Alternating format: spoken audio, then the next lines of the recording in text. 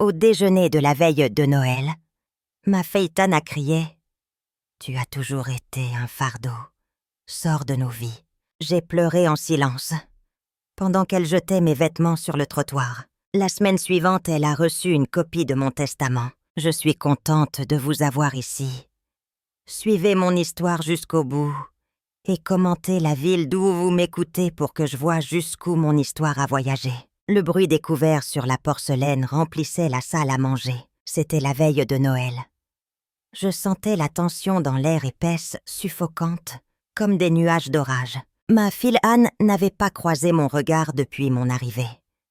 Elle se contentait de réarranger la nourriture dans son assiette. Son mari Adrien était assis en silence, le regard fixé sur son repas. « Les pommes de terre ne sont pas assez cuites », a marmonné Anne en les poussant sur le côté. « Oh pardon, ma chérie. Je peux les remettre à chauffer si tu veux. » J'ai offert en me levant déjà à moitié. « Laisse tomber. » a-t-elle lancé. Toi, maman. Je me suis rassise, ce poids familier de déception s'installant dans ma poitrine. À 66 ans, j'avais pris l'habitude de marcher sur des œufs autour de ma fille unique. Mais dernièrement, c'était de pire en pire. « Comment va le club de lecture Eliane ?» a demandé Adrien, tentant de rompre le silence inconfortable. Avant que je puisse répondre, Anne l'a coupé net. « C'est le club de lecture de maman et c'est le cadet de nos soucis en ce moment. » J'ai pris une petite gorgée d'eau essayant de calmer mes mains. « Est-ce que tout va bien, Anne ?» Elle a claqué sa fourchette sur la table, me faisant sursauter. « Non, tout ne va pas bien. Adrien et moi avons discuté. Et nous avons pris une décision. » Adrien s'est agité sur sa chaise, évitant toujours mon regard. « On ne peut plus continuer comme ça, » a poursuivi Anne, sa voix montant. « T'avoir ici, avoir constamment besoin d'aide, tu prends de la place dans nos vies, c'est trop. » Mon cœur a commencé à s'emballer. « Je ne comprends pas, ma chérie. Qu'est-ce que tu veux dire ? » « Je veux dire que tu dois trouver un autre endroit où vivre. C'est fini. » Les mots m'ont frappé comme un coup de poing. « Mais c'est ma maison, celle où je vis depuis 30 ans. » En fait, la voix d'Anne est devenue glaciale. Depuis la mort de papa, la maison est à mon nom. Tu te souviens ? Tu as signé les papiers pour simplifier les choses quand tu as eu 60 ans. Je m'en souvenais. Après la mort d'Henri, j'avais été si perdue, si confiante. Anne m'avait suggéré de mettre la maison à son nom, pour me protéger si jamais j'avais besoin d'aller en maison de retraite. « C'est juste une formalité légale, maman », m'avait-elle assuré. « Rien ne changera. »« Tu n'as été rien d'autre qu'un fardeau », a dit Anne en se levant. « Tu sais combien ça coûte d'entretenir cet endroit, de payer tes médicaments, de te conduire à tes rendez-vous médicaux sans fin. » Je n'ai jamais demandé. « Tu as toujours été une profiteuse », m'a-t-elle interrompue. « D'abord avec papa qui te portait, et maintenant avec nous. » Les larmes me brûlaient les yeux. Après la mort d'Henri, Anne n'avait que 12 ans, j'avais cumulé 2 emplois pour tout lui donner, lui payer ses études. Et j'avais été gardienne d'immeuble, et je faisais des ménages au noir le soir. J'avais sauté des repas quand l'argent manquait pour qu'elle ait sa première voiture. « Anne, s'il te plaît !» Adrien a finalement parlé d'une voix faible. « Ce n'est pas ce dont nous avions discuté. » Elle l'a ignoré. « Je te veux dehors, ce soir. »« Ce soir !» j'ai murmuré. « Mais où vais-je aller ? Ce n'est pas mon problème. » a-t-elle lancé en sortant de la pièce. Adrien était resté figé, le conflit visible sur son visage. « Eliane, je ne... »« S'il vous plaît, ne dites rien. » J'ai dit doucement. Je me suis levée chancelante et je suis allée dans ma chambre, la plus petite de la maison, celle que j'avais prise après avoir donné la chambre principale à Anne et Adrien, quand ils avaient emménagé temporairement il y a 5 ans, après que leur appartement ait soi-disant eu une inondation dans la cave. 20 minutes plus tard, j'ai entendu les pas furieux d'Anne dans le couloir.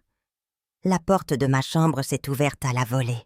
« Pourquoi tu ne fais pas tes valises ?» a-t-elle exigé.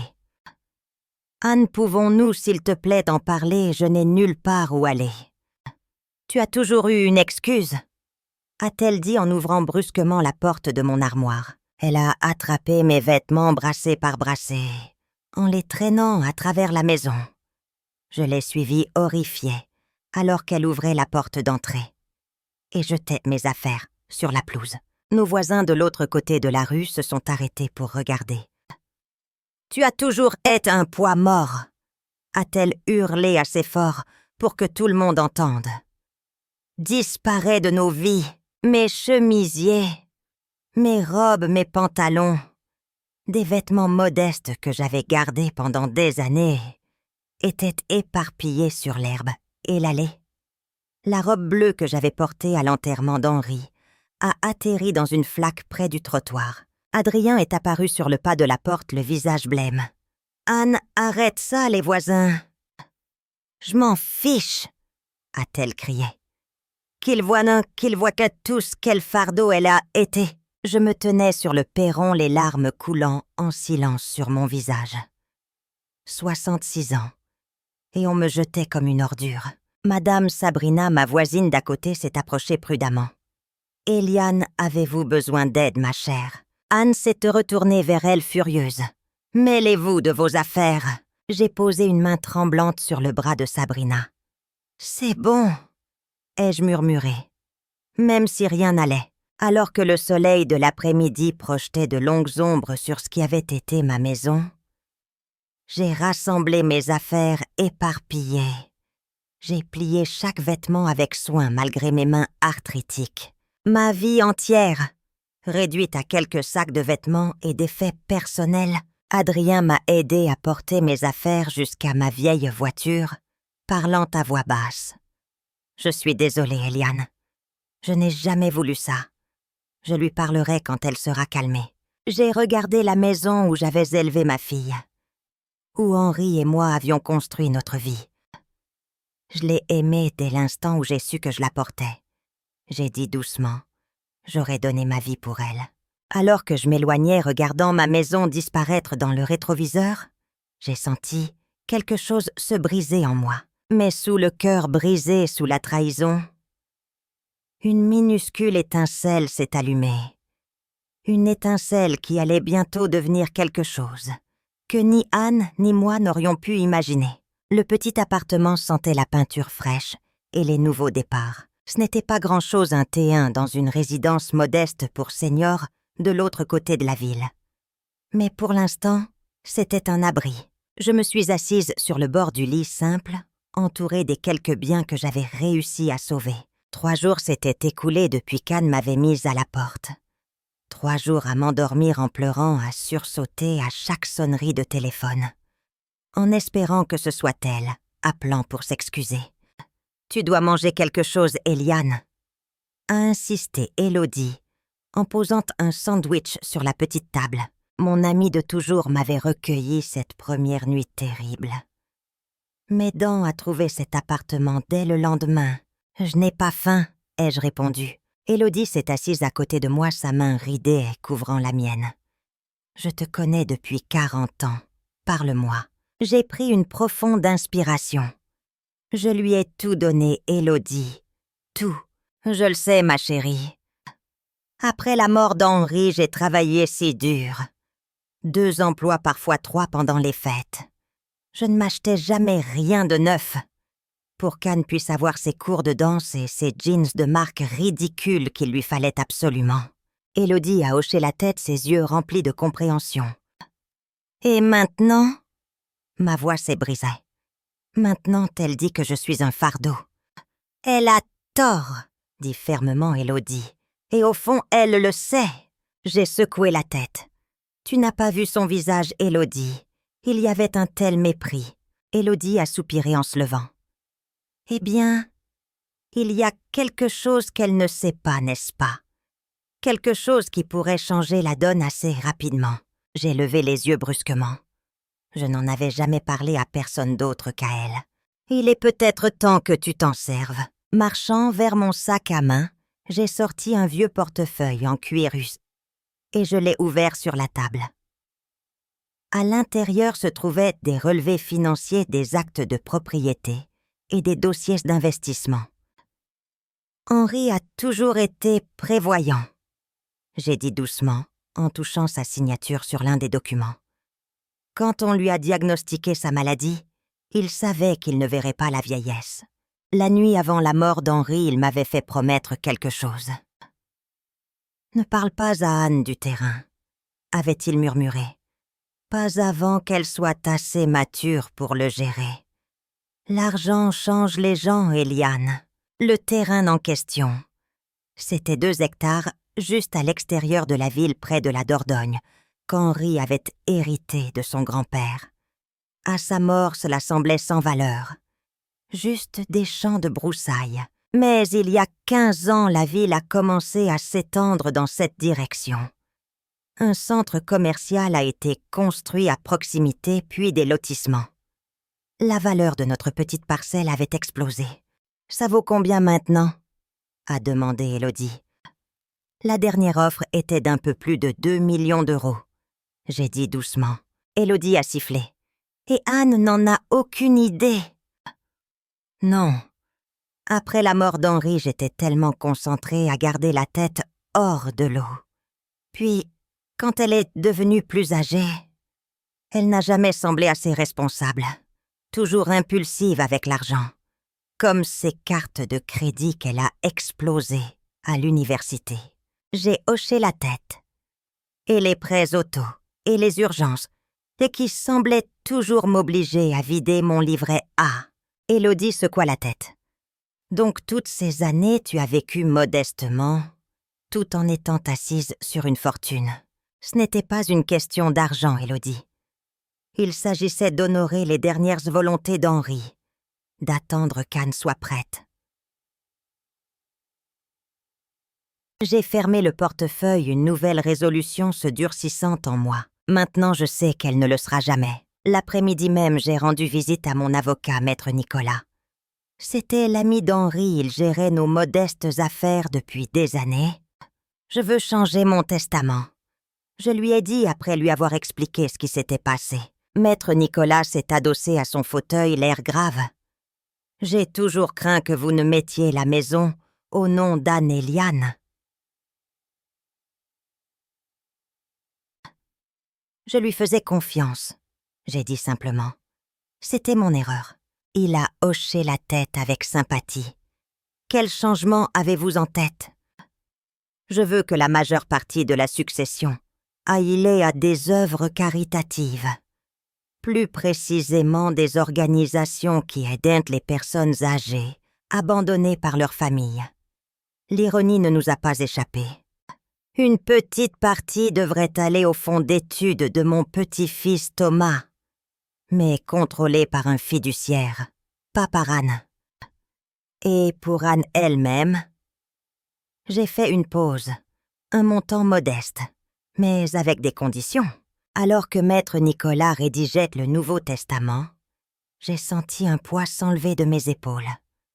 Pendant des années, j'avais protégé Anne des conséquences.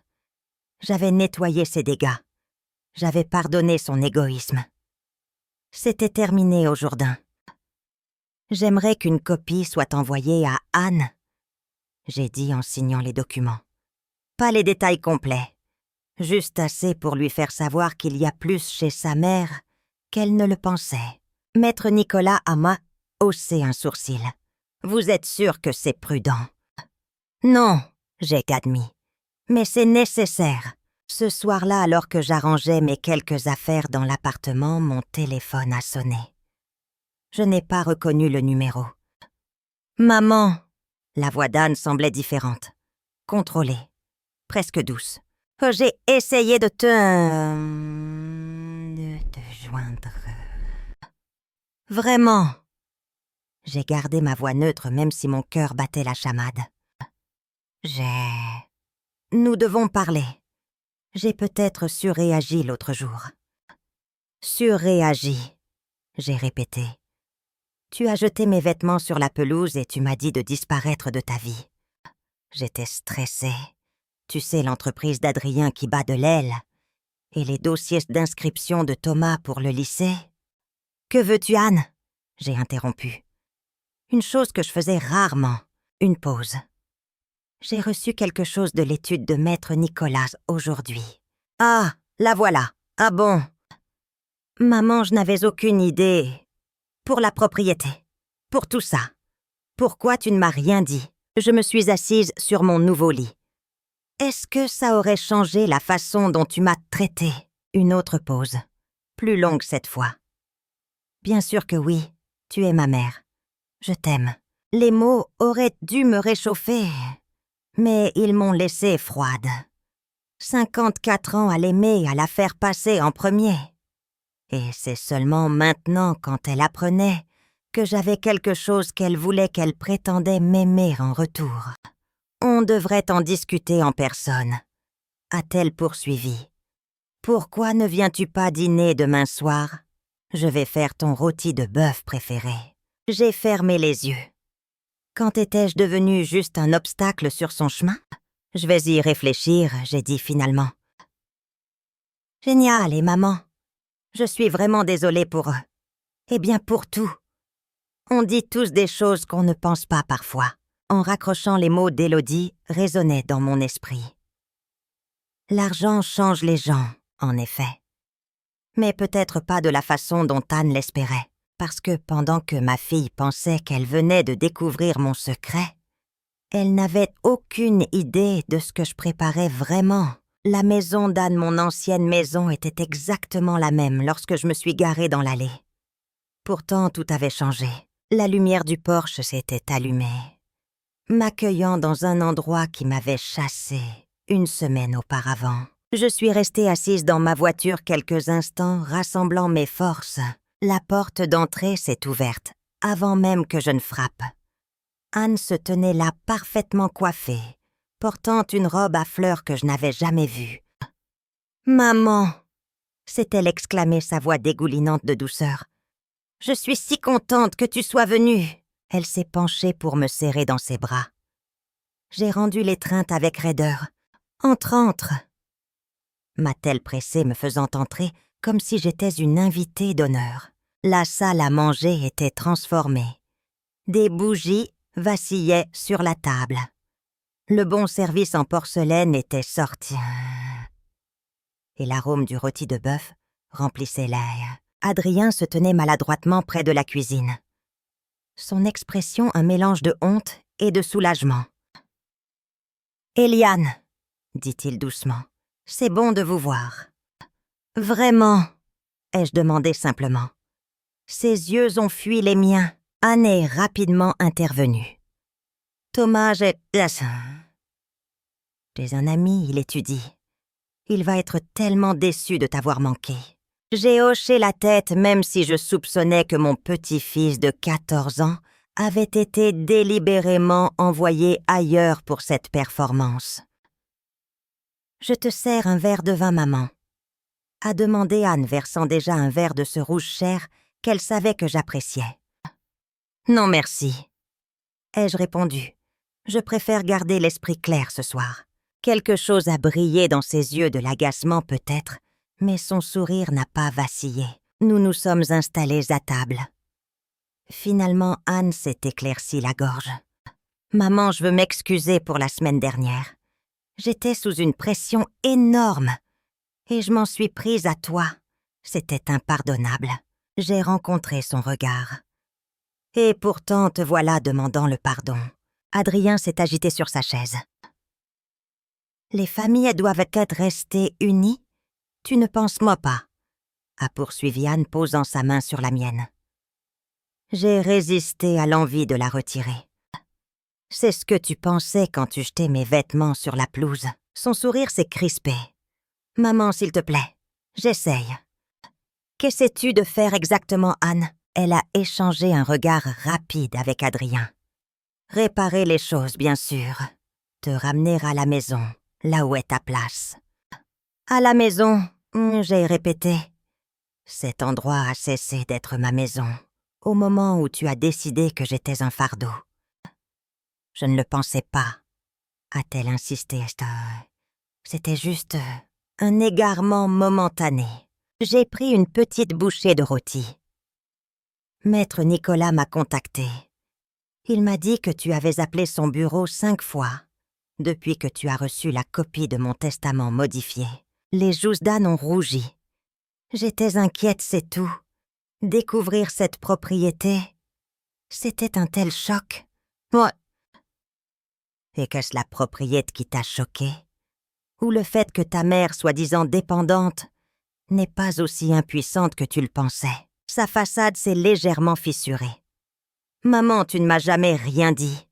Toutes ces années, on aurait pu... Aurait pu quoi? J'ai interrompu. Vendre le terrain, dépenser l'argent, vivre plus somptueusement. Ce n'est pas juste, a-t-elle protesté. Nous avons eu des difficultés financières. Surtout avec la baisse d'activité d'Adrien l'année dernière. Adrien a baissé les yeux vers son assiette. Anne, peut-être qu'on ne devrait pas... Non, Adrien, j'ai dit. Laisse-la continuer. Je suis curieuse de connaître ses difficultés financières. Anne s'est redressée. Eh bien, l'école privée de Thomas n'est pas donnée. Et la maison a besoin d'un nouveau toit. Et il y a l'entretien de la piscine. Et ma voiture a 4 ans, pendant qu'elle égrenait sa liste de dépenses des luxes, pas des nécessités. J'ai pensé à mon minuscule appartement. Au fait que j'avais compté mes centimes pour payer mes médicaments contre l'arthrite. Je vois, j'ai dit quand elle a enfin repris son souffle. Et ces difficultés justifiaient de jeter ta mère à la rue. Je t'ai dit que je ne réfléchissais pas, dit-elle, sa patience s'effritant. Mais maintenant, on peut tout recommencer. Tu reviens vivre ici, et on discute de la propriété ensemble en famille. La voilà. La vraie raison des bougies du rôti de bœuf des excuses. En fait, j'ai dit calmement, je suis très à l'aise dans mon nouvel appartement. Mais c'est si petit, a protesté Anne. Et dans ce quartier, c'est parfait pour moi. Et les voisins sont gentils. L'une d'elles, Mélanie, m'a présenté à un groupe de soutien. Un groupe de soutien, a demandé Adrien, parlant pour la première fois. Pour les personnes âgées qui ont été maltraitées par leur famille. J'ai expliqué. C'est très instructif. L'expression d'Anne s'est assombrie. Tu parles de nous à des étrangers. Tu étales nos affaires privées. Je partage juste mon expérience, j'ai dit. Ça aide de savoir que je ne suis pas seule. C'est ridicule, a lâché Anne, son masque de douceur tombant enfin. Tu te fais manipuler par ces gens. Je n'ai pas pu m'empêcher de rire. C'est ironique venant de toi. Son visage a rougi de colère. Qu'est-ce que ça veut dire? Ça veut dire que je suis au courant pour les dettes de carte de crédit Anne. Le silence qui a suivi était assourdissant. La tête d'Adrien s'est relevée d'un coup, ses yeux carquillés. Quelle dette de carte de crédit? A-t-il demandé lentement. Anne m'a lancé un regard d'avertissement, mais j'ai continué calmement. Les 3 cartes que tu caches à Adrien. Les 27 000 € que tu as dépensés l'année dernière, en vêtements, en soins spa, et ce week-end à Las Vegas avec tes amis. Celui que tu as dit à Adrien être un séminaire de travail. Comment as-tu... Anne a commencé, puis s'est tue. Adrien s'est tourné vers sa femme, son expression se durcissant. C'est vrai. J'allais te le dire. A-t-elle balbutié. J'attendais juste le bon moment. Il y a plus, j'ai dit en regardant directement Adrien. La raison pour laquelle Anne était désespérée de me faire sortir de cette maison, ce n'était pas seulement l'inconfort. Elle prévoyait de faire un prêt sur l'hypothèque de la maison. Mais elle ne pouvait pas le faire tant que j'étais là, à cause de complications juridiques liées au transfert de propriété. Le visage d'Adrien est devenu pâle. On avait discuté de ça. On était d'accord pour ne pas emprunter sur la maison. Anne s'est levée brusquement. Ça ne la regarde pas. C'est devenu mes affaires. Quand tu m'as rendue sans abri, j'ai répliqué en restant assise et calme. Le dîner parfait était maintenant en ruine. Alors que je me levais pour partir, je n'ai ressenti aucun triomphe. Seulement une profonde tristesse. Je pense que nous avons terminé. J'ai dit doucement. Merci pour le dîner. Adrien s'est levé rapidement. Je vous raccompagne à la porte, Eliane. Dehors sur le porche, il a parlé à voix basse. Je n'étais au courant de rien. Les cartes de crédit, le prêt. Je vous le jure. Je vous crois, j'ai dit. Adrien avait toujours été passif, mais jamais cruel. Qu'est-ce qui va se passer maintenant? A-t-il demandé. J'ai regardé les étoiles. Maintenant, j'ai dit, nous vivons tous avec les choix que nous avons faits. En partant, j'ai jeté un coup d'œil dans mon rétroviseur. Adrien se tenait seul sur le porche. À l'intérieur, un nouvel orage devait sûrement se préparer. 2 semaines ont passé sans un mot. Chaque jour, je m'installais plus confortablement dans ma nouvelle vie. Mon petit T1 devenait un foyer. La photo de mariage d'Henri et moi. Le bol en céramique qu'Anne m'avait fabriqué en CE2. Des petits trésors. Je rentrais de ma réunion du groupe de soutien quand mon téléphone a sonné. Le nom d'Adrien. « Eliane, on peut parler ?» Sa voix semblait tendue. « Ah bien sûr.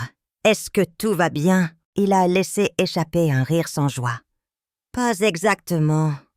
Annette, les choses sont difficiles depuis votre dîner. N'en soyez pas désolée. Il fallait que ça arrive. J'ai regardé nos finances. C'est pire que ce que je pensais. Beaucoup plus. Il a fait une pause.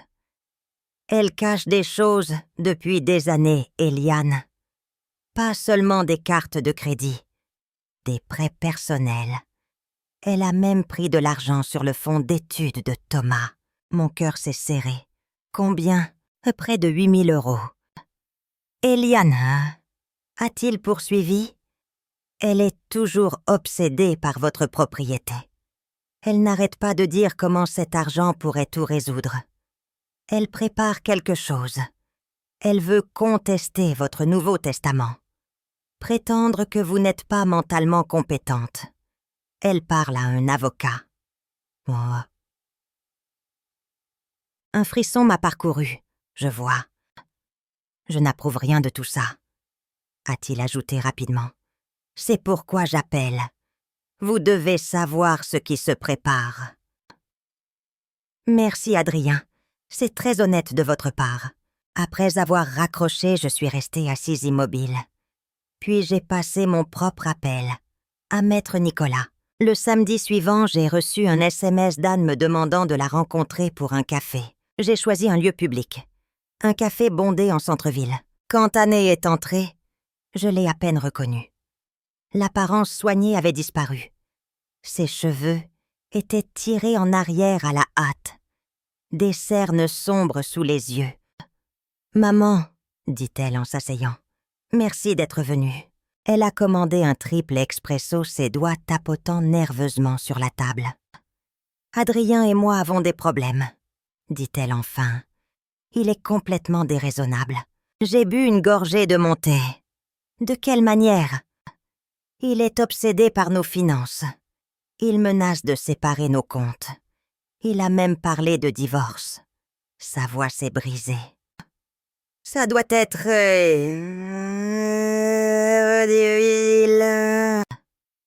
C'est sa faute aussi. Son entreprise bat de l'aile. S'il avait plus de succès, nous n'en serions pas là. J'ai étudié ma fille. Où était passée la douce enfant? En quelle position exactement? J'ai demandé. Endettée, a-t-elle admis à contre-cœur. Mais tout le monde a des dettes, c'est normal. Tout le monde ne les cache pas à son conjoint, ou ne vole pas le fonds d'études de son fils. Ses yeux se sont écarquillés. Il te l'a dit, c'était temporaire, j'allais le rembourser. Et avec quel argent, Anne? Elle s'est penchée en avant. C'est pour ça que je voulais te voir. Cette situation avec le testament, la propriété. On peut s'arranger, n'est-ce pas, je suis ta fille, ta seule enfant. Oui, tu l'es, j'ai convenu. C'est pourquoi tes actions font si mal. Je me suis excusée, s'est-elle exclamée. Qu'est-ce que tu veux de plus? Je ne veux rien de toi, Anne. C'est ça que tu ne comprends pas.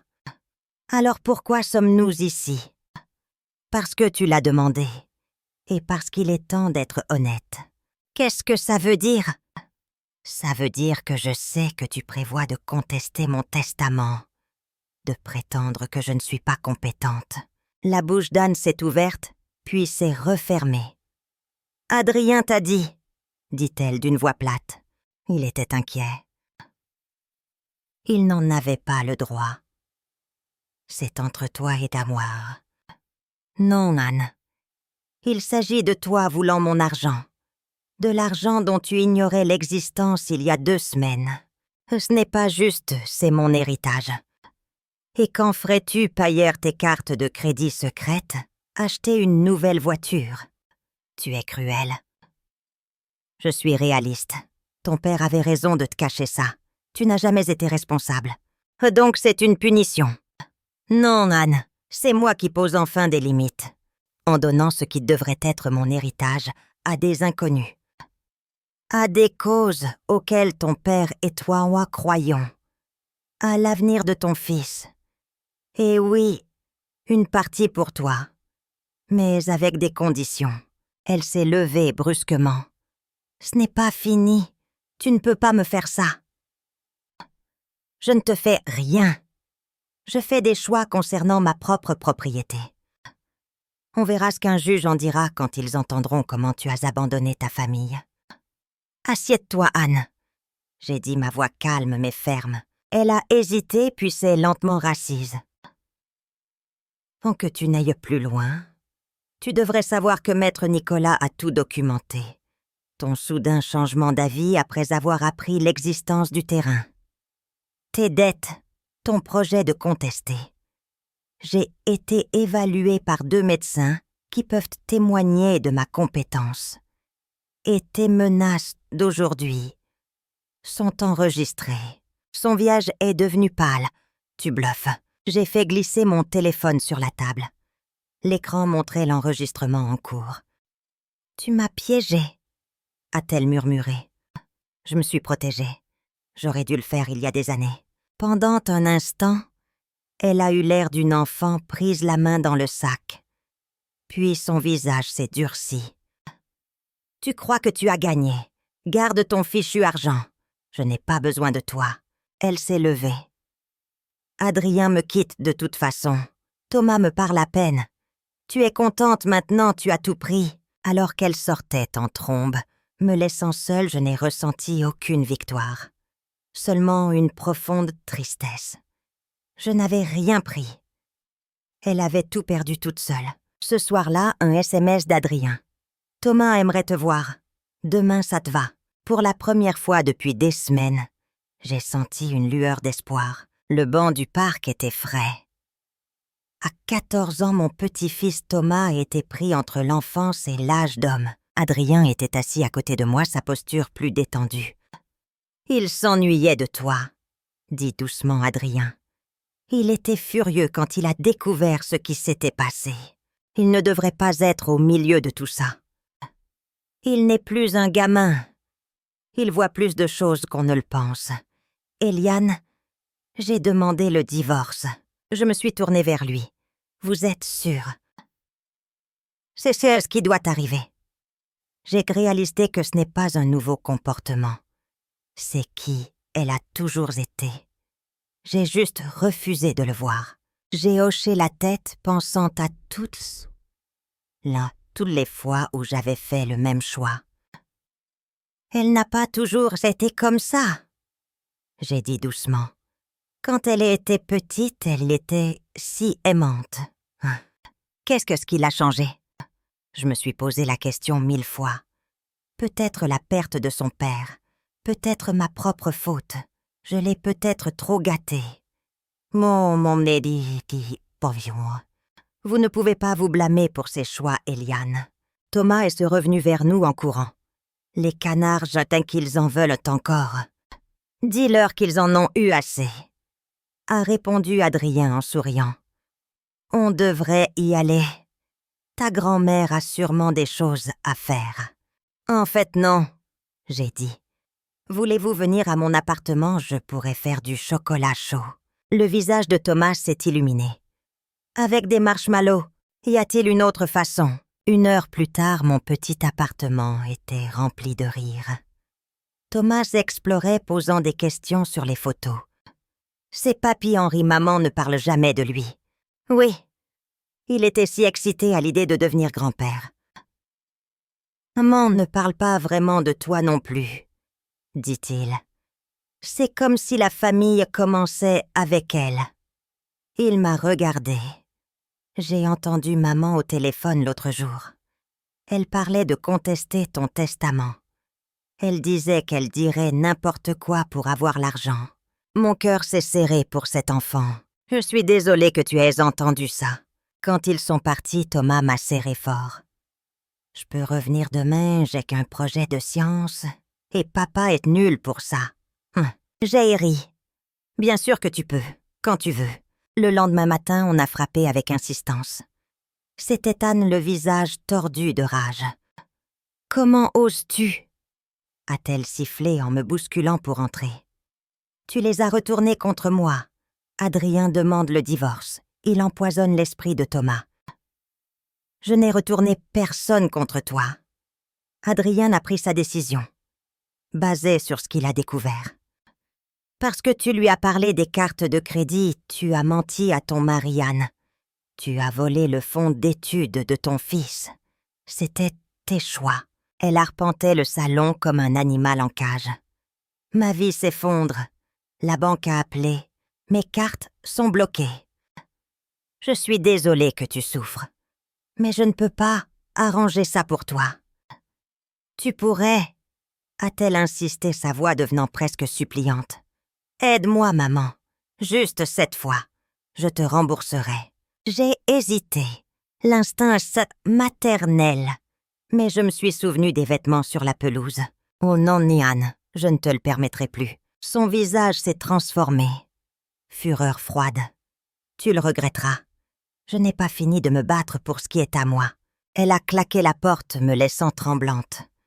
La rencontre m'avait secouée, mais aussi résolue. 6 mois peuvent tout changer. Alors que les fleurs du printemps égayaient les parcs, j'étais dans le bureau de maître Nicolas, finalisant les détails de ma succession. « Tout semble en ordre, » dit-il. « Le fonds pour Thomas est sécurisé. La fondation caritative est établie. Et les conditions pour la part d'Anne sont clairement définies. J'ai signé chaque page. En quittant le bureau, j'ai pensé à quel point tout avait changé. La douleur ne disparaîtrait jamais complètement. Mais elle me poussait vers l'avant. J'ai marché jusqu'à l'université populaire, où à 66 ans je m'étais inscrite à un cours de littérature. Un rêve que j'avais mis de côté après la mort d'Henri. Après le cours, j'ai vérifié mon téléphone. Un message d'Adrien. Thomas a eu un A à son projet de science. Il dit qu'il n'aurait pas pu le faire sans l'aide de sa grand-mère. Dîner ce soir pour fêter ça. J'ai souri. Ma relation avec mon petit-fils s'était épanouie. Mon dernier arrêt fut le café où je retrouvais Élodie et Marc. J'avais rencontré Marc il y a 4 mois. Le beau-frère veuf d'Élodie. Un professeur à la retraite avec des yeux vifs et un esprit qui correspondait au mien.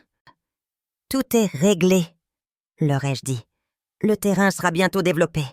Les fonds financeront l'éducation de Thomas, la fondation. Et oui, le fonds fiduciaire d'Anne. » « On-elle essaie de te contacter ?» a demandé Élodie. « Pas directement. Adrien dit qu'elle est sobre depuis 2 mois. Elle suit une thérapie, c'est une condition de leur accord de garde. Après sa dernière visite explosive, Anne avait touché le fond. Elle avait perdu son travail, avait été arrêtée pour conduite en état d'ivresse. Le divorce était finalisé. Adrien avait la garde principale de Thomas. « Penses-tu qu'elle acceptera les conditions ?» a demandé Marc. « Je ne sais pas. Mais elles ne sont pas négociables. Elle reçoit une allocation mensuelle.